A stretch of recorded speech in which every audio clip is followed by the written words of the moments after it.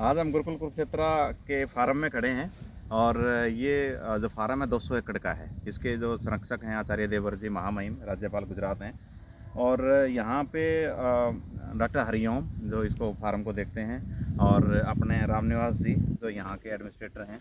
तो इनकी देख रेख में जो काम चल रहा है, तो हमारा पर्पज़ ये था कि यहाँ पे जो मिट्टी है उस मिट्टी में किस तरह से इफेक्ट आता है। जो नेचुरल फार्मिंग जो कर रहा है किसान, तो यहाँ की मिट्टी जैसे आप अलग अलग लेयर देखेंगे, और जो नेचुरल फार्मिंग नहीं कर रहा वहाँ की मिट्टी, और नेचुरल फार्मिंग में भी जहाँ पे जो एक्सपेरिमेंट लगे हुए हैं यहाँ पे क्या स्टेटस है, जहाँ पे एक्सपेरिमेंट नहीं लगे हैं ये भी हम कंपैरिजन करेंगे। तो किसान भाइयों और हमारे साइंटिस्टों, आप ये देखेंगे कि इसको साइंटिफिक तरीके से ही देखते हैं, चाहे वो किसान भाई हैं अपने, चाहे हमारे साइंटिस्ट हैं। इसमें बेसिकली क्या है कि जैसे माइक्रो ऑर्गेनिज्म के बेसिस पे आप देखेंगे या इसमें सॉइल फर्टिलिटी के बेसिस पे देखेंगे तो आपको डिफरेंट टाइप की लेयर्स मिलेंगी। अब आप ये लेयर देखिए और इसकी सॉफ्टनेस देखिए, कॉम्पैक्टनेस, और आप वहाँ पे देखेंगे वो लेयर देखना और उसके सॉफ्टनेस देखेंगे। दूसरा, आप इसमें कलर वेरिएशंस देख रहे हैं, तो ये सारी की सारी जो वेरिएशंस आ रही हैं, जो बायो ट्रांसफॉर्मेशन प्रोसेसेस हैं, ये प्रोसेसेस ही रोल प्ले कर रहे हैं, जो कि नेचुरल फार्मिंग का मूल तत्व है, मूल बेसिक जो प्रिंसिपल हैं। इसमें किसान भाइयों देखो आप, ये जो कम्पैक्टनेस है, और वहाँ पे मैं आपको दिखा रहा था वो कम्पैक्टनेस है, और ये जो लेयर है इनका डिफरेंट जो कलर्स हैं, यही है जहाँ पे अपनी सोयल है, बायोजियोकेमिकल प्रोसेसेस हैं, जहाँ पे जो एलिमेंट्स हैं इनका जो पौधा, आप पौधे को अवेलेबल होते हैं। पौधे को अवेलेबल कब होंगे? जब वहाँ पे जहाँ पे हमारे माइक्रो ऑर्गेनिजम्स होंगे, सारी प्रोसेसेस कर रहे होंगे। जब माइक्रो ऑर्गेनिज्म नहीं होंगे तो बायो ट्रांसफॉर्मेशन नहीं होंगी। माइक्रो ऑर्गेनिज्म होंगे और वहाँ पे हार्ड पैन बनेगी, और वहाँ पे अगर एनारोबिक कंडीशन हो गई तो सारे के सारे हमारे एलिमेंट्स हैं वो गैस की फॉर्म में सारे ऊपर चले जाते हैं।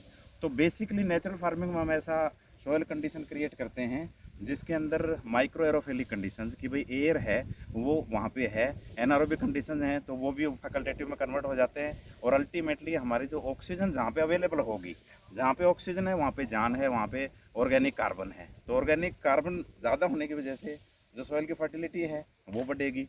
दूसरा जितने भी जो गैसियस फॉर्म है उस फॉर्म में नहीं आएगा। जो एलिमेंट अपने सॉइल में आ चुका है वो अवेलेबल फॉर्म में है, वो प्लांट्स को मिल रहा है, नहीं कि वो गैसियस फॉर्म से दोबारा एटमॉस्फेयर में जा रहा है।